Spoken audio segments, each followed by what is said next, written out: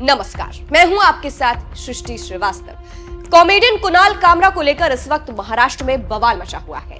उनका एक जोक और इधर शिवसेना कार्यकर्ताओं ने ऐसा बवाल मचाया कि अब इस पर जमकर राजनीति हो रही है। इसके अलावा जहां कुणाल कामरा के खिलाफ मोर्चा खोला गया है, तो वहीं इधर अब कांग्रेस कुणाल कामरा के सपोर्ट में आ गई है। चलिए आपको भी बताते हैं पूरी खबर के बारे में। दरअसल कॉमेडियन कुणाल कामरा की महाराष्ट्र की डिप्टी सीएम एकनाथ शिंदे के ऊपर की गई टिप्पणी से सियासी बवंडर खड़ा हो गया है।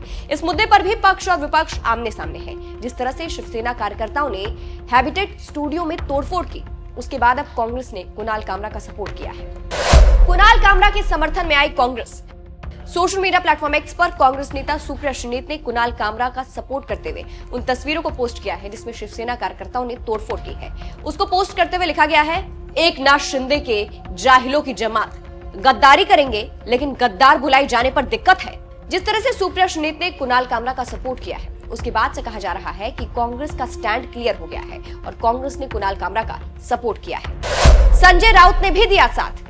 सिर्फ इतना ही नहीं, शिवसेना यूबीटी सांसद संजय राउत ने भी इसमें कुणाल कामरा का सपोर्ट किया है। सोशल मीडिया प्लेटफॉर्म एक्स पर उन्होंने लिखा है, कुणाल की कमाल, जय महाराष्ट्र। सिर्फ इतना ही नहीं, एक और पोस्ट में उन्होंने लिखा, कुणाल कामरा एक जाने माने लेखक और स्टैंड अप कॉमेडियन है। कुणाल ने महाराष्ट्र की राजनीति पर एक व्यंग्यात्मक गाना लिखा तो शिंदे गैंग को मिर्ची लगी। उनके लोगों ने कामरा का स्टूडियो तोड़ दिया। देवेंद्र जी, आप कमजोर गृह मंत्री हो। वहीं उन्होंने मीडिया से बात करते हुए और क्या कुछ कहा, आपको वो भी सुनवाते हैं। मैंने ट्वीट किया है कल, कुणाल की कमाल है। कुणाल कामरा को मैं अभी से नहीं जानता हूँ, जब वो हमारे पे क्रिटिसाइज करता था तब से मैं जानता हूँ। कुणाल कामरा ने हमारे ऊपर भी इसी प्रकार से टीका टिप्पणी की है। देखिए, मैं मानता हूँ कि एक फ्रीडम ऑफ एक्सप्रेशन, अगर व्यक्तिगत तौर पर टीका नहीं की है तो टीका को स्वीकार करना चाहिए। व्यक्तिगत तौर पर, पर्सनल लेवल, अगर आप राजनीतिक किसी विचारधारा पर क्रिटिसाइज करते हो तो आपको स्वीकार करना चाहिए। यही देश का लोकतंत्र की एक हमारी ब्यूटी है। कुणाल कामरा का ऑफिस तोड़ दिया, उसका स्टूडियो तोड़ दिया, ये गुंडागर्दी है। मैंने पार्लियामेंट में कहा था 4 दिन पहले, जब मिनिस्ट्री ऑफ होम अफेयर पर चर्चा हो रही थी, मैंने अमित शाह जी के सामने कहा कि आपने देश को पुलिस स्टेट बना दिया है।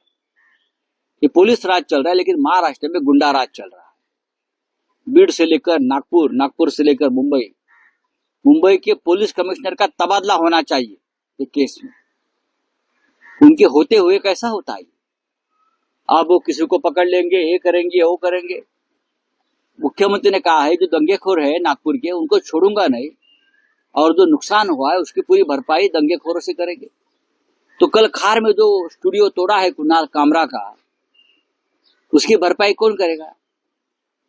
बहुत ही कमजोर गृह मंत्री इस महाराष्ट्र को मिला है, बहुत कमजोर।